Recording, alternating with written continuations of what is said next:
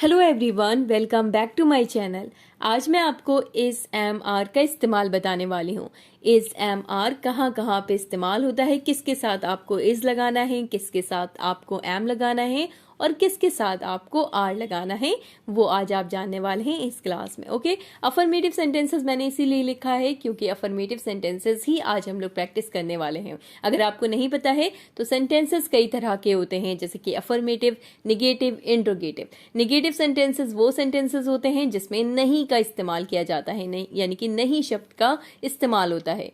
और affirmative sentences वो होते हैं जिसमें नहीं का इस्तेमाल नहीं किया जाता है, नहीं कोई क्वेश्चन पूछे जाते हैं। क्वेश्चन वाले सेंटेंसेस इंट्रोगेटिव सेंटेंसेस कहलाते हैं। तो आज की क्लास में मैं आपको एकदम सिंपल सेंटेंसेस के बारे में बताने वाली हूँ।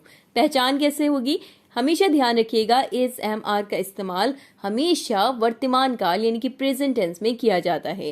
पहचान के लिए वाक्य के अंत में यानी कि आखिर में है या हूं जरूर मिलेगा आपको। और है, हूं के पहले कोई संज्ञा या विशेषण आता है। संज्ञा क्या होता है? संज्ञा किसी भी चीज का नाम संज्ञा होता है, और विशेषण यानी कि एडजेक्टिव किसी की अच्छाई एडजेक्टिव कहलाती है। ठीक है, आपको दूसरा पॉइंट ये ध्यान रखना है कि ही, शी, इट, दिस और दैट के साथ हमेशा इज लगता है, क्योंकि ये एक सिंगुलर है, एक वचन है। तो एक वचन के साथ इज लगेगा, आई के साथ एम लगेगा, और अगर यू लिखा है, वी लिखा है या दे लिखा है यानी कि बहुवचन है, तो आप हमेशा आर लगाएंगे। अगर यू यानी कि यू अगर एक वचन के लिए भी लिखा है, लेकिन अगर यू लिखा है तो हमेशा आप यू के साथ आर लगाएंगे। तो आपको ध्यान क्या रखना है कि इज एम आर का इस्तेमाल हमेशा प्रेजेंट टेंस में किया जाता है, और ही, शी, इट, दिस और दैट यानी कि अगर सिंगुलर है तो आप हमेशा इज लगाएंगे, अगर प्लूरल है, वी या दे है तो आप आर लगाएंगे। ठीक है, और यू के साथ हमेशा आर लगता है और आई के साथ हमेशा एम लगता है। ठीक है, तो चलिए अब आप देखिएगा कितनी आसानी से आप सभी सेंटेंसेस को समझ लेंगे। So let's start. जैसे कि सबसे पहला जो यहाँ पे सेंटेंस मैंने लिखा है कि वो एक बस है, वो एक बस है। अब ये देखिए यहाँ पे है, ठीक है, और है से पहले क्या है? बस। ठीक है, तो बस क्या है? बस भी एक नाउन है। वो एक बस है, दैट इज अ बस। वो के लिए दैट, ठीक है के लिए इज, एक के लिए ए, बस के लिए बस। दैट इज अ बस, दैट इज अ बस। यह एक बिल्ली है, this is a cat, this is a cat. यह के लिए दिस इज अ कैट। ठीक है, इज यानी कि है, एक यानी कि ए, बिल्ली, cat, this is a cat. यह एक बिल्ली है। यह एक रेलगाड़ी है, इट इज अ रेलगाड़ी, या आप कह सकते हैं रेलवे ट्रेन। ओके, ये यहाँ पे आपने देखा कि दिस का मतलब भी ये है और इट का मतलब भी ये होता है। ठीक है, it is a railway train. चले नेक्स्ट सेंटेंस, सेंटेंस नंबर 4। वो एक अच्छी लड़की है। अच्छी लड़की क्या है? ये एक एडजेक्टिव है, विशेषण है। ठीक है, तो मैंने आपसे कहा था है से पहले एडजेक्टिव या नाउन आए, तो आपने देखा यहाँ पे अच्छी लड़की क्या है? एडजेक्टिव हुआ, तो है से पहले एडजेक्टिव आ रहा है। वो एक अच्छी लड़की है, she is a good girl. यहाँ पे शी लगाया क्योंकि शी हमेशा लड़की के लिए लगता है। और अगर मैं बोलती वह एक अच्छा लड़का है तो मैं बोलती he is a good boy. ठीक है, लड़के के लिए बॉय, लेकिन ही आपको ध्यान रखना है, शी लड़की के लिए, ही लड़के के लिए। वो एक चोर है, ही इज अ थीफ। ठीक है, रेशमा पतली है, Reshma is thin, Reshma is thin. पतली के लिए आप थिन वर्ड का इस्तेमाल करेंगे। Okay, Reshma is thin, Reshma पतली है, रेशमा इज थिन। वो एक चोर है, चोर की इंग्लिश थीफ होती है। ही इज अ थीफ, वो एक चोर है। ठीक है, वो एक चोरनी है। अगर आपको ये बोलना है तो आप शी बोलेंगे, अगर चोरनी कहना हो आपको। अगला सेंटेंस है तुम एक अध्यापक हो। तो यहाँ पे तुम के लिए आप यू वर्ड का इस्तेमाल करेंगे और यू के साथ हमेशा आर लगता है। ठीक है, तो बस आपको ध्यान रखना है कि यू के साथ हमेशा आर लगाना है। तो यू आर अ टीचर, तुम एक अध्यापक हो, एक के लिए ए, यू आर अ टीचर।